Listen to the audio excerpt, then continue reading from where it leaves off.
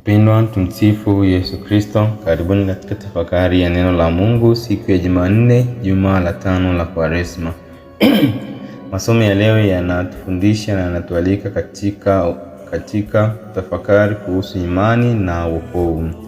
Katika somo la kwanza tutaona nyoka wa shaba aliyewekwa juu, ambaye katika Agano Jipya tutamwona Kristo na yeye atawekwa juu. Nyoka wa shaba kwa wana wa Israeli alileta uponyaji, na katika Agano Jipya tunamuona Yesu alipotundikwa msalabani alileta uponyaji pia, wokovu.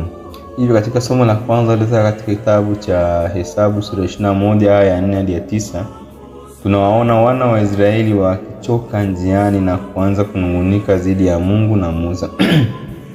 Wanapoteza matumaini na kusahau mema yote ambayo Mungu amewatendea.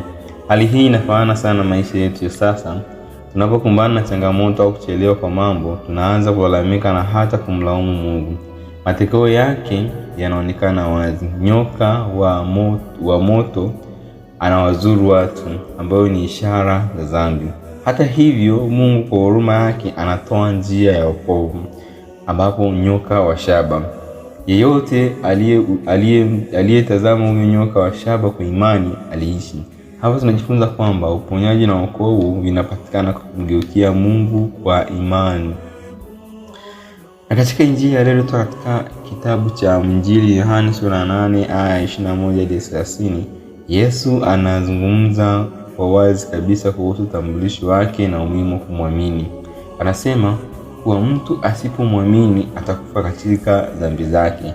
Hii inaonyesha kwamba Yesu ndiye njia ya pekee ya wokovu. Kama vile wana wa Israeli walivyotakiwa kutazama nyoka wa shaba ili waishi, vivyo hivyo nasi tunaalikwa kumtazama Yesu, hasa katika msalaba, ili tupate uzima wa milele. Changamoto inaonekana kwa Mafarisayo ambao wanashindwa kumwelewa Yesu. Mioyo yao imefungwa, hivyo wanakosa imani. Hivyo katika masomo ya leo tunaona ujumbe mmoja ulio wazi. Mungu anatoa wokovu kwa watu wa wana wa Israeli na